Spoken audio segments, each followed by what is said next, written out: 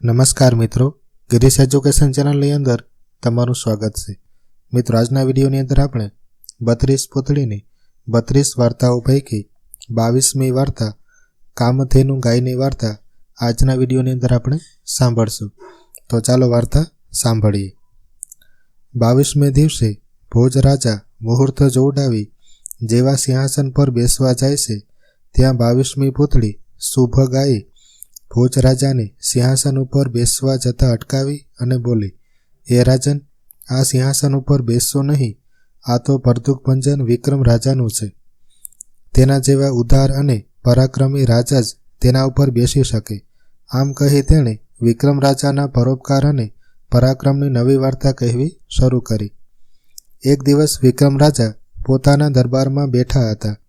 ત્યાં એક વૃદ્ધ રાજગોર આવ્યા અને કહ્યું, મહારાજ, મારે કાશીએ જવું છે। ઘણી ખુશીથી કહી વિક્રમે તેને ખર્ચ માટે ઘણી સોનામહોરો આપી। રાજગોરે રાજાનો આભાર માની જતાં જતાં કહ્યું, મહારાજ, આપ તો દાતા અને ધર્મને જાણનારા છો, તો પણ ગાય, બ્રાહ્મણ, પીપળો અને તુલસીને કદી ભૂલશો નહીં, તેમનું મહત્વ મહિમા વધારજો। બ્રાહ્મણ, તુલસી, પીપળો, ગાયને બીજી ગંગ, એથી અદકું બીજું નથી, તેનો કરજો સંગ। રાજાએ આજ્ઞા માથે ચઢાવી। ગોર મહારાજ તો જાત્રાએ નીકળી પડ્યા। રાજાએ તરત જ આખા રાજ્યમાં 5000 પીપળા વાવ્યા, ઘેર ઘેર તુલસી વન ઊભા કર્યા, ઠેર ઠેર ગૌશાળાઓ બાંધી, ગૌચરો કાઢ્યા અને ગાયોને અનેક પ્રકારે સેવા કરવા માંડી। એવામાં માગશર મહિનો આવ્યો, તેની ચોથને સોમવારનો દિવસ આવ્યો। તે દિવસે રાજાએ શિવના મંદિરે જઈ શિવ પૂજા કરી બ્રાહ્મણોને જમાડ્યા। પછી એ મહેલ તરફ આવવા નીકળ્યા। ત્યાં રસ્તામાં ક્ષિપ્રા નદીને કાંઠે એક ગાયને દુઃખથી ભાંભરતી સાંભળી, એટલે રાજાએ એ દિશામાં ચાલ્યા। પાસે જતાં એક ગાયને કાદવમાં ખૂંપેલી જોઈ। ગાય બિચારી કાદવમાંથી બહાર નીકળવા માટે બરાડતી હતી, પણ કેમે કરી બહાર નીકળાતું ન હતું। રાજાએ ગાયને બહાર કાઢવા ખૂબ જ પ્રયત્ન કર્યો, પરંતુ તેઓ એકલા ફાવી શક્યા નહીં। તેથી તેમણે રસ્તે જતા 4 માણસોને આ માટે મદદ માગી અને તેમની સહાયથી ગાયને કાદવમાંથી બહાર કાઢી તેને પોતાને મહેલે લઈ ગયા। ગાયને ઊના પાણીએ નવડાવી, ધોવડાવીને શરીર સાફ કર્યું। પછી તેને સરસ ઘરેણાં પહેરાવ્યા અને રોજ તે ગાયની સેવા કરવા લાગ્યા। ગાયનો શ્વેત રૂપાળો દેહ, નાની નાની શીંગડીઓ અને ભાવ ભરેલી આંખો જોઈ રાજા મુગ્ધ થઈ જતા। દરરોજ ગાય સવારે ચરવા જતી અને સાંજ પડતા ઘરે આવી જતી। આમ રાજાની ગૌ સેવાના વખાણ છેક ઇન્દ્ર રાજાના દરબારમાં થયા। રાજા ઇન્દ્રથી મૃત્યુલોકના માનવીના વખાણ સહન થયા નહીં। તેમણે વિક્રમ રાજાની પરીક્ષા કરવાનું નક્કી કર્યું। આ માટે તેમણે સ્વર્ગની કામધેનુ ગાયને બોલાવીને કહ્યું, તું મૃત્યુલોકમાં જા અને વિક્રમ રાજાને સતમાંથી ચૂકાવ। કામધેનુ ઇન્દ્ર રાજાની ઈચ્છા પૂરી કરવા માટે તરત જ ઉજ્જૈની નગરી બહાર આવેલા તળાવ આગળ આવીને વાઘનું સ્વરૂપ ધારણ કરી આટા મારવા લાગી। વિક્રમ રાજાની ગાય પણ ફરતી ફરતી તળાવ આગળ ચરવા આવી કે તરત જ વાઘે તેને ધસી ફાડી ખાવા જાય તે પહેલાં જ નાનકડી ગાય કરગરીને કહેવા લાગી, મને મારશો નહીં, વિક્રમ રાજાને મારા વગર ચાલતું નથી। તેઓ મને નહીં જોવે તો ખૂબ જ કલ્પાત કરશે। વળી તેમના કુંવરને પણ મારી સાથે ખૂબ જ માયા છે, તે પણ મારા વગર રહી શકે નહીં। માટે તમે મને એકવાર તેમની પાસે જવા દો, થોડી વારમાં તમારા ભક્ષણ માટે હું અહીં આવી પહોંચીશ। પરંતુ વાઘ તેની વાત માનવા તૈયાર થતો નહોતો। આ બાજુ અંધારું થવા આવ્યું, છતાં ગાય પાછી મહેલે આવી નહીં, એટલે વિક્રમ રાજાને ચિંતા થવા લાગી। તેઓ ગાયને જાતે જ શોધવા નીકળ્યા। તેઓ શોધતા શોધતા તળાવ પાસે આવી પહોંચ્યા। પોતાની ગાય પાસે વાઘને જોતા જ ગુસ્સે થઈ ગયા। તેમણે કહ્યું, હે વાઘ, તું મોટો વનનો રાજા થઈ આ બિચારી ગાયને મારી નાખવા તૈયાર થયો છે? હિંમત હોય તો મારી સામે આવ। વાઘે કહ્યું, કોણ? પરદુખભંજન વિક્રમ રાજા? તમે મારો કોળિયો ચૂંટવીને મને દુઃખી તો નહીં કરો ને? એવી મને ખાતરી છે। હું અને મારું કુટુંબ 8 દિવસથી ભૂખ્યા છીએ। આજે માંડ આ ગાય મળી જ છે। વાઘના શબ્દો સાંભળી રાજા વિચારમાં પડી ગયા। શું કરવું તે રાજાને સમજાતું ન હતું। થોડીક વાર વિચાર કરી રાજા બોલ્યા, હે વાઘ, ખરેખર જો તને બહુ જ ભૂખ લાગી હોય તો મને મારી અને ખાઈ જા. વાઘ બોલ્યો, તારા એકલાના માંસથી અમારા 3 જણાનું પેટ શી રીતે ભરાય? મહેરબાની કરી મને આ ગાયનો શિકાર કરવા દો. રાજા બોલ્યા, જો તને બહુ જ ભૂખ લાગી હોય તો હું મારી રાણી અને કુંવરને પણ અહીં થોડી જ વારમાં લઈ આવું. અમને 3ને ખાવાથી તો તારું પેટ ભરાઈ જશે ને?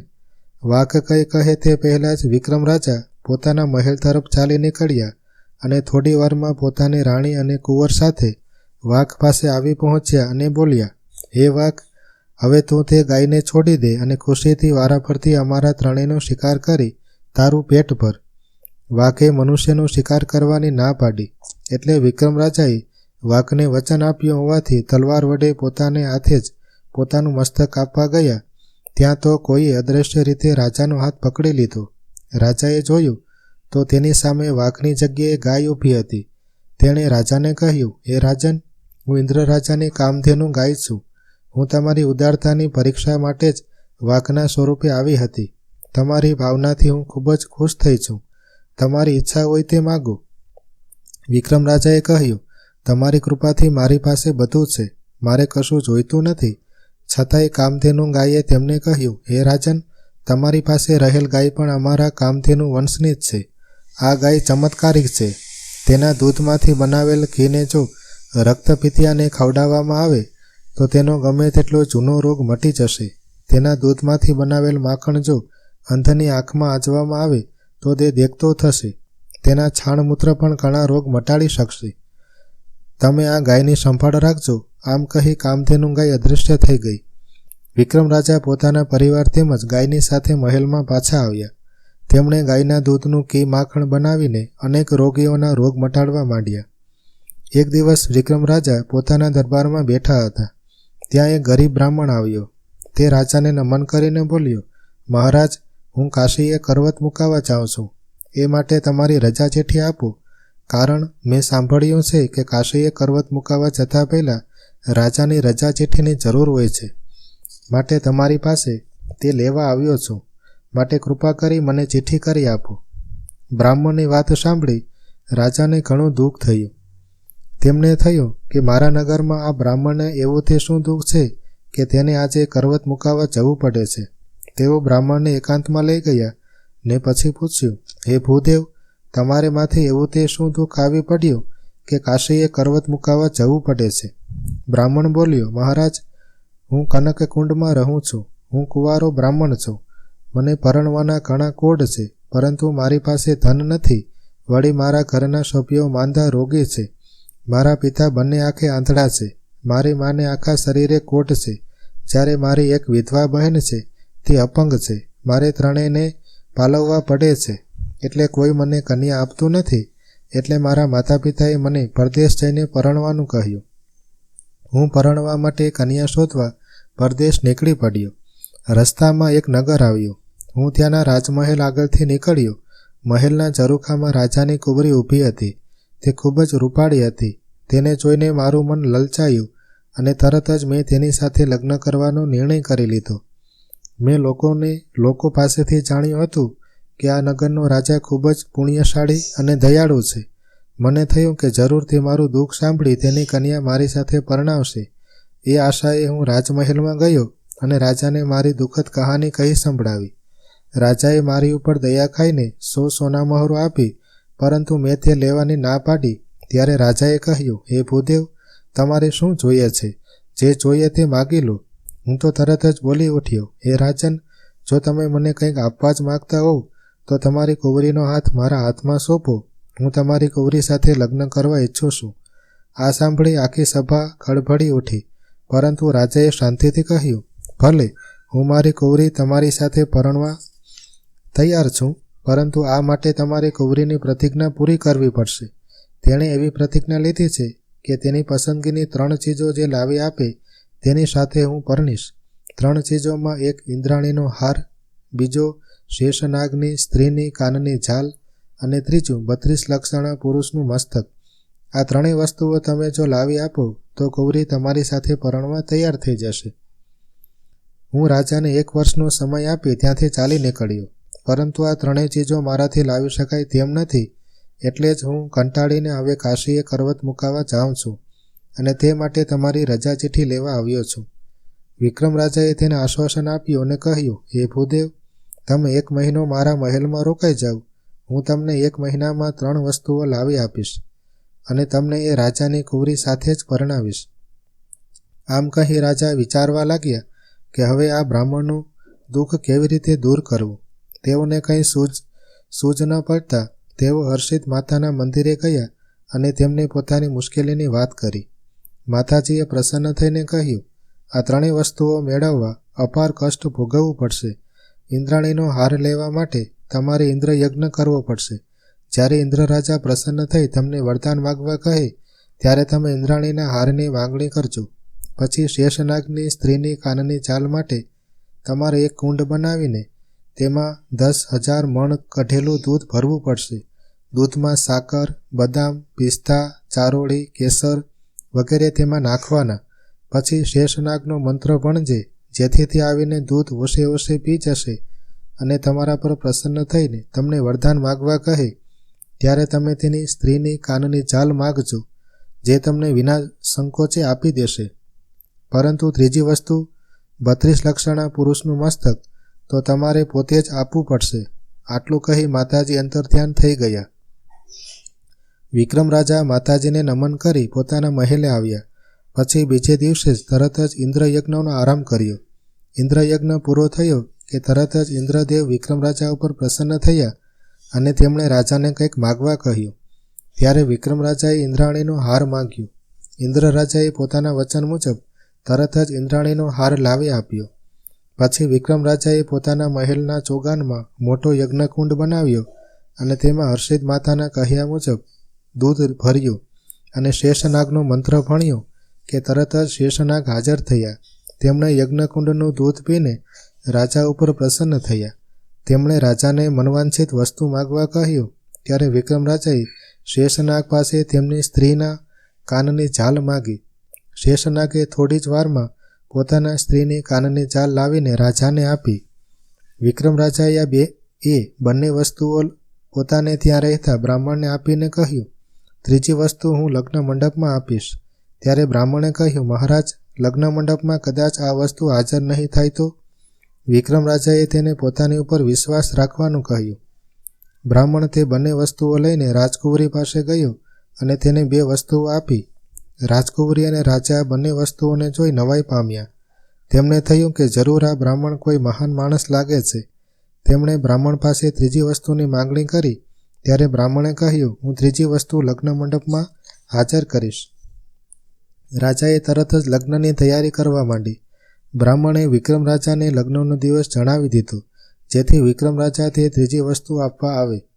લગ્નને દિવસે રાજકુંવરીને બ્રાહ્મણ લગ્ન મંડપમાં ગોઠવાયા. હવે અસ્તમેળાપનો સમય થયો એટલે કુંવરીના પિતાએ કહ્યું, હવે 32 લક્ષણા પુરુષનું મસ્તક હાજર કરો. બ્રાહ્મણ મૂંઝાયો. તેને થયું કે હવે અત્યારે 32 લક્ષણાનું મસ્તક ક્યાંથી લાવું. તેણે આમ તેમ નજર કરવા માંડી પણ ક્યાંય વિક્રમ રાજા નજરે ન પડ્યા. બ્રાહ્મણને થયું કે આના કરતાં તો કાશીએ જઈ કરવત મુકાવ્યો હોત તો સારું. ત્યાં તો અદ્રશ્ય સ્વરૂપમાં રહેલા વિક્રમ રાજાએ કહ્યું, મસ્તક હાજર છે, તલવાર કોણ ચલાવે છે? જેને માથું જોઈતું હોય તે સામે આવીને તલવાર વડે ઉતારી લે. આટલું કહેતા વિક્રમ રાજા પોતાના અસલ સ્વરૂપમાં આવી ગયા. એકાએક કોઈ દેવાંશી નરને વચમાં પ્રગટ થયેલો જોઈ બધા અચરજ પામ્યા. કુંવરીના પિતાએ કહ્યું, શું હમણાં આપે તલવાર ચલાવવાનો હુકમ કર્યો હતો? તમે 32 લક્ષણા છો? વિક્રમ રાજાએ કહ્યું, હા, હું 32 લક્ષણો છું. હવે તમે જલ્દીથી મારું મસ્તક ઉતારી લગ્નવિધિ પતાવી દો. રાજા આ સાંભળી વિચારમાં પડી ગયા. તેમને થયું કે જરૂર આ વિક્રમ રાજા છે, જે પારકાના દુઃખે દુઃખી થઈ પોતાનો ભોગ આપે. તેમણે કહ્યું, તમે ભરદુક ભંજન વિક્રમ રાજા ખરું ને? વિક્રમ રાજાએ પોતાની ઓળખાણ આપી એટલે કુંવરીના પિતા છોભેલા પડી ગયા. તેઓ તરત જ વિક્રમ રાજાને પગે પડી માફી માંગી અને પોતાની કુંવરીને તે બ્રાહ્મણ સાથે પરણાવી અને તેને કન્યાદાનમાં અઢળક દ્રવ્ય અને ઝવેરાત આપ્યું. બ્રાહ્મણ કુંવરીને લઈને પોતાને ઘેર આવ્યો. ઘરવાળા તો બધા રાજી થઈ ગયા, પરંતુ કુંવરીએ જોયું તો ઘરના સર્વે રોગી હતા. તે દુઃખી થઈ ગઈ. તેણે બ્રાહ્મણને કહ્યું, તમે હમણાં જ વિક્રમ રાજા પાસે જાઓ અને આપણા દુઃખની વાત કરો. બ્રાહ્મણ તરત જ વિક્રમ રાજા પાસે ગયો અને કહ્યું, મહારાજ, તમે મને લગ્ન તો કરાવી આપ્યા, પરંતુ મારા માતા પિતા અને બહેનને જોઈને મને ખૂબ જ દુઃખ થાય છે. માટે હવે તમે મને તમારી ગાયના દૂધમાંથી બનાવેલ માખણ, ઘી અને છાણ મૂત્ર આપો, જેથી હું ત્રણેયનો રોગ મટાડી શકું. રાજાએ બ્રાહ્મણને પોતાની કામધેનુ ગાય જ આપી દીધી અને કહ્યું, હે ભૂદેવ, આ ગાયના દૂધમાંથી બનાવેલ માખણ તારા પિતાજીને આંચજે, જેથી તે દેખતા થશે. તારી માતાના શરીરે ઘી લગાડવાથી તેનો કોટ મટી જશે અને ગાયનું છાણમૂત્ર તારી અપંગ બહેનને લગાવવાથી તે સાજી થઈ જશે. આમ કહી રાજાએ બ્રાહ્મણને ગાય અને બીજી સોનામહોરો પણ આપી. બ્રાહ્મણ તે ગાયને ઘેરે લઈ ગયો અને વિક્રમ રાજાની સૂચના મુજબ કરતા તેના માતા પિતા અને બહેનના દુઃખ દૂર થયા. ઘરમાં ઘણો આનંદ થયો. આમ સુભગા પુતળીએ વાર્તા પૂરી કરીને કહ્યું, હે પોચ રાજા, વિક્રમ રાજા જેવો ઉદાર અને ખેલદિલીવાળો રાજા જ આ સિંહાસન ઉપર બેસી શકશે. આમ કહી પુતળી આકાશમાં સર કરતી ઉડી ગઈ અને આપણી વાર્તા પણ અહીં મિત્રો પૂર્ણ થાય છે.